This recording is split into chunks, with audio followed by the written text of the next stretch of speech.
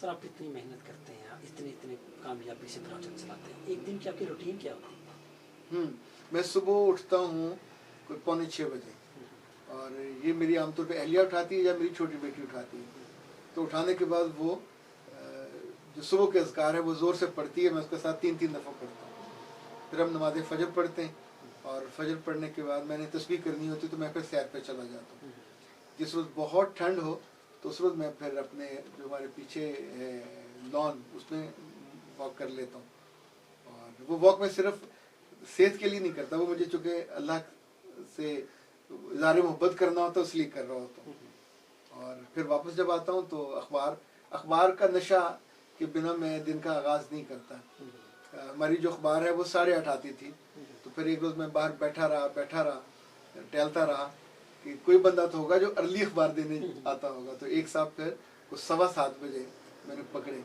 अब एक अखबार 7:15 बजे आती है, एक 8:30 आती, तब तक मैं पहले पढ़ चुका होता हूँ। और उसके बाद फिर मेरा नाश्ता आ जाता है। नाश्ते के बाद 9 बजे मैं कॉल्स लेना शुरू कर देता हूँ। 10 बजे मैं आमतौर पर अपनी सीट पे आ जाता हूँ, क्योंकि 10 बजे हमारी वीडियो लगती है पहली। और फिर दिन भर जो मेरे असिस्टेंट हैं बहुत ही लिविंग और कोऑपरेटिव। हमारा सुबह 10 से लेके 2 बजे तक कॉल्स का सेशंस होते हैं, 2 से लेके शाम 7 तक विजिटर्स के होते हैं सेशन, और 7 से लेके रात 10 तक जो फॉरेनर्स हैं अमेरिका में, ऑस्ट्रेलिया में, नॉर्वे में, उनकी कॉल्स होती हैं। और कभी कभी जो पाकिस्तान की ख़वातीन जो लेट बात करना चाह रही होती है उनकी कॉल्स होती हैं। तो 10 बजे के बाद मैं कमेंट्स देखता हूँ, और इस दौरान 12 बज जाते हैं। फिर मेरी अहलिया मेरे लिए चाय या पिनिया भेज देती हैं, जो भी खाने की, मुझे बहुत मीठा नहीं वो खाने देती, लेकिन मैं चोरी छुपे खा लेता हूँ। और बीच बीच में फ्रूटी होती रहती है। हम अपने मेहमानों को भी चाय की खुशकी करने की बजाय उन्हें फल पेश करते हैं। और अगर इस बीच में कोई दोस्त मुझे बहुत अच्छा ड्रामा या कोई मूवी सजेस्ट कर दे, लाइक परसों मेरी अहलिया ने मुझे सजेस्ट किया कि चाक एंड टेस्टर शायद उसका नाम था, वो मूवी थी, वो मैंने देखी और बहुत मज़ा आया। इट वॉज अबाउट टीचर्स, बहुत शानदार मूवी थी। और उससे पहले मैंने पिछले दिनों एक और देखी थी, ये भी इंडिया की थी, वो भी एक टीचर पे थी, और वो भी बहुत मज़े की थी। तो साथ साथ में लोगों के जो मैसेज आए होते हैं वो कर रहा होता हूँ। अपनी किताबें मेरी भी माशाल्लाह बहुत सारी मुकम्मल होने वाली हैं, तो रात में किसी उस पहर 1 आध घंटा मुझे चाहिए होता है, तो उनको अब अरेंज हो रही हैं, तो उनके टाइटल बनेंगे तो इंशाल्लाह वो छपने में चली जाएंगी।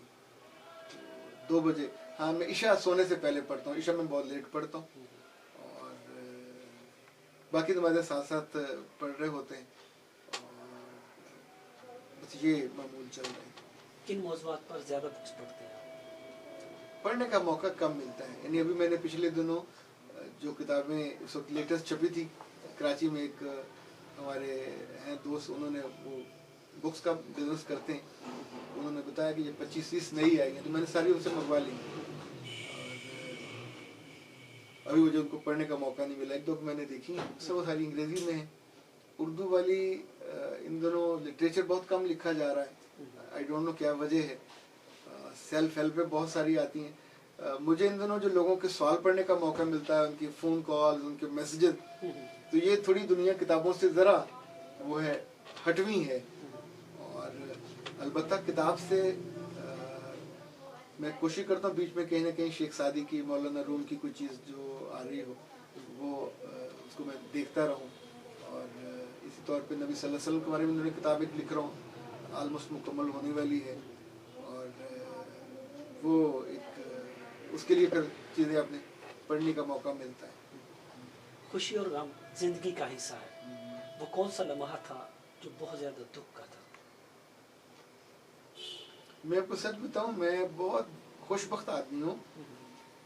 मैं अल्लाह के कई बातों को बहुत रूह के साथ मानता हूँ। दुख के बारे में उनका कहना ये कि 3 दिन का अफसोस, इससे ज़्यादा नहीं है। तो मेरी ज़िंदगी में किसी दुख को, तकलीफ़ को बहुत याद करने का और उसे कैरी करने का मामूल नहीं है। लोग आपको धोखा दे जाए, आपको बहुत दुख होता है। یہ دکھ مجھے بھی ملتا ہے، میں اسی شام تک کوشش کرتا ہوں کہ بھول جاؤں، اور اگر وہ دوبارہ پلٹ کے آ جائے تو میں اسے اوپن ہاتھوں سے مل لیتا ہوں۔ مجھے اگر کسی نے چیٹ کیا ہو، سازش کی ہو، مجھے علم ہوتا ہے، اور پر میں کراس کر دیتا ہوں اور اس طرف دوبارہ دھیان نہیں دیتا۔ جو آپ کو اگر دنیاوی طور پہ لائک ایک روز میں اور میری اہلیہ سیر کرنے جا رہے تو ایک بینر لگا ہوا تھا کسی گھر کا برائے فروخت، ہم گئے، ہم نے دیکھا 2-3 منزلہ تھا، اچھا خوبصورت لگا، تو اس نے کہا مجھے خرید دیں، تو اوکے، ہم نے اس بندے کو گھر بلایا اور اس کو میں نے پیسے دیے۔ اس میں یونیورسٹی میں پڑھا رہا تھا، مینجمنٹ سائنسز کا ہیڈ تھا، تو گھر جو ایگریمنٹ ہوتا ہے LDA کا وہ جگہ تھی، اور اس میں چوری شوری بھی نہیں تھی، اس کو 10 لاکھ روپیہ دے دیا۔ تو پھر اس نے ہمارے ساتھ جانا تھا ٹرانسفر کرانے کے لیے، وہ نہیں گیا، اسے پوچھا تو اس نے کہا کہ وہ میں نے مجھے ضرورت تھی، میں نے کسی گروی رکھوا دیا، یہ کر دیا، وہ کر دیا، تو it was he was lying. ہم اس کے گھر گئے، پہلی دفعہ کسی چیز کو پرسو کیا، تو وہاں سے مجھے اندازہ ہو گیا کہ اس نے فراڈ کیا ہے، اور وہ یہ جو نیازی بس والے ان کو بیچ چکا تھا۔ اب وہ ظاہر لمبے لمبے چوبوں والے انہوں نے آتے اس پہ قبضہ، وہ سے پہلے بھی وہ گھر 2-3 لوگوں کو بیچ چکا تھا۔ تو اس معنی میں لاہور میں جو تھے SSP، وہ میرے ایک زمانے میں دوست تھے، تو میں ان کے پاس گیا کہ اٹ ہیز ہیپنڈ، تو اس نے کہا چائے پیو، بسکٹ کھاؤ، اچھا اس نے مزدار پروٹوکول دیا، پھر کہنے لگا میرے اپنے پیسے پھنسے میں نہیں کٹوا دے گا، تینوں میں کتوں لے آ گیا تھا۔ اچھا that was the last day, میں وہاں سے نکلا اور میں نے اللہ سے کہا کہ سر آپ نے یہ جو ہوا دیکھا، تو میں آپ کے لیے اس کو چھوڑ رہا ہوں، جتنا نقصان ہوا مجھے اس سے بہتر دے دیں، میں دوبارہ اس پہ نہیں آؤں گا۔ سو میرے بعد دوستوں نے مجھے کہا کہ تم اس پہ کیس کر دو، فلاں تمہیں بندے سے ملوا دیتے ہیں، اس پہ بیٹا بیٹی اٹھا لے گا، اور وہ جیسے لوگ کرتے ہیں یہاں، پھر تمہیں پیسے مل جائیں گے۔ تو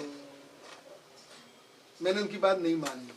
ہمارے وہ دوست اسکواڈرن لیڈر ہیں، کبھی کبھی میرا مذاق اڑاتے ہیں کہ تم نے بیٹھے بٹھائے اتنا کر دیا، لیکن اللہ کے وعدے پہ مجھے پکا یقین تھا کہ جب آپ اپنا حق چھوڑتے ہیں اپنی مرضی سے تو آپ کو اس کو ریپلیس کر کے دیتا ہے، اس سے بہت بہتر دیتا ہے۔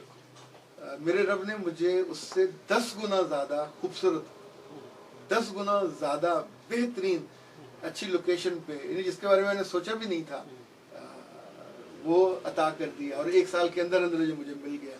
سو اس پہ جس پہ مجھے ہارٹ اٹیک ہو جانا چاہیے تھا، یعنی میرا خیال ہے اس وقت پہلی دفعہ میرے پاس 10 لاکھ اکٹھے پڑے ہوئے تھے، وہ بھی میرے جو ابا کا ایک پلاٹ تھا اس میں سے میرا حصہ آیا تھا، ساتھ میرے اپنے کچھ پیسے جمع تھے تو وہ میں نے اس کو دیے تھے۔ لیکن اگر میں دکھ اور غم کو ہک سے لگا کے جینے کا عادی ہوتا تو میں تو مرنے والی حالت ہو جاتی۔ سو بہت ساری چیزوں سے میں آرام سے نکل جاتا رہا ہوں۔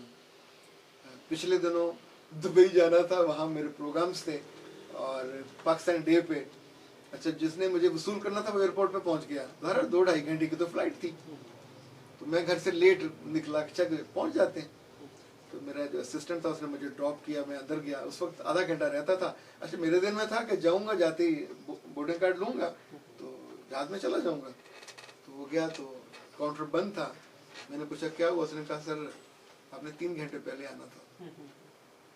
تو اب اس نے کہا باہر ہمارا کاؤنٹر ہے، وہاں چلے جائیے۔ میں باہر گیا تو اس نے کہا 2 ہفتے کے بعد کی فلائٹ ہے، میں دے دیتی ہوں۔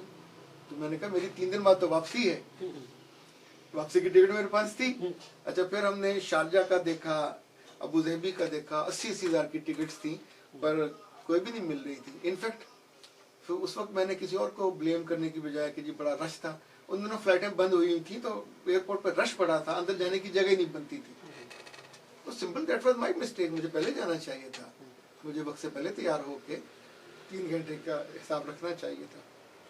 تو جب آپ خود غلطی کرتے پھر نقصان جتنا مرضی، وہاں ہماری میں میری بکنگ تھی، پروگرام طے تھے، جن لوگوں سے ملاقاتیں تھیں وہ الائن تھے، پر ایک چیز نہیں ہونی تھی۔ اب مجھے اتنے عرصے کے بعد یاد آیا تو میں آپ کو بتا رہا ہوں۔ اس طرح بہت دفعہ بہت ساری چیزیں ہوتی ہیں۔ خوشی بھی میرے لیے بہت زیادہ एक्साइटमेंट नहीं होती कि मैं आपे से बाहर हो जाऊँ। यानी जब जब अवार्ड्स मिले, बल्कि एक दफ़ा ये हुआ कि एकेडमी ऑफ लेटर्स में उन्होंने मेरे एजाज़ में प्रोग्राम में रखा माशाल्लाह, उसमें बहुत सारी बातें कहेंगी। तो मुझे हमेशा ये अच्छा लगता है कि दूसरे आपके बारे में बात करें, खुद आपको अपने बारे में ना बात करनी पड़े। ये हमेशा एक बेहतर चीज़ होती है। वो कौन सा लम्हा था जो बहुत ज़्यादा खुशी का था? हाँ, मेरे ख्याल मेरी जो हरम में जाने का मौका बहुत खुशी का था। मेरी बेटी की पैदाइश का मौका बहुत खुशी का था। उसकी पैदाइश पे मैंने सब दोस्तों को, उस वक्त निराला होता था तो निराला से लड्डू बनवाए, हर घर में मैं दे के आया। तो सब पूछते थे मुंडा हुआ? वो कहता ला हौल वला कुव्वत, नहीं अल्लाह ने आपको औलाद की नेमत से नवाजा है। मुंडा कुड़ी का की मतलब है। और हमारे यहाँ सिर्फ मुंडा होने पे ही वो क्यों खुशी का इजहार होता, मुझे कभी भी ये हजम नहीं होता था। मैं अपने बच्चों के लिए, मुझे याद है हमने जाना था जब उम्रे पे, तो मेरी अहलिया ने कहा बेटी साथ जाएगी। तो सभी रिश्तेदार कह रहे थे कि क्या ज़रूरत है ले जाने की, उस यहाँ छोड़ जाएं, ऐसा कितना सारा किराया लगेगा। तो वहाँ हरम में जाकर सबसे ज़्यादा मज़ा मैंने उसके साथ किया। हम मताफ में भागते थे, घूमते थे।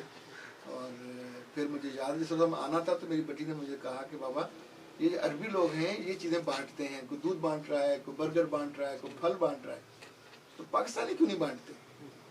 तो मुझे उसकी बात सुन के शर्मिंदगी सी हुई। मैंने जेब में हाथ डाला तो उस वक्त हमारी वापसी थी। तो जितने 100 थे मैं फिर बाजार गया उसको साथ लेके। हमने टिश्यू पेपर के डिब्बे खरीदे, तो हम तो दोनों से नहीं उठे, ऐसे बांध के फिर हम हरम में लेके आए। तो सख्त गर्मी थी, तो जो लोग मताफ में तवाफ कर रहे थे, मैं भी एक लेके खड़ा हो गया, एक वो खड़ा लेके खड़ी हो गई। तो उसके डिब्बे फटाफट ख़त्म होते थे।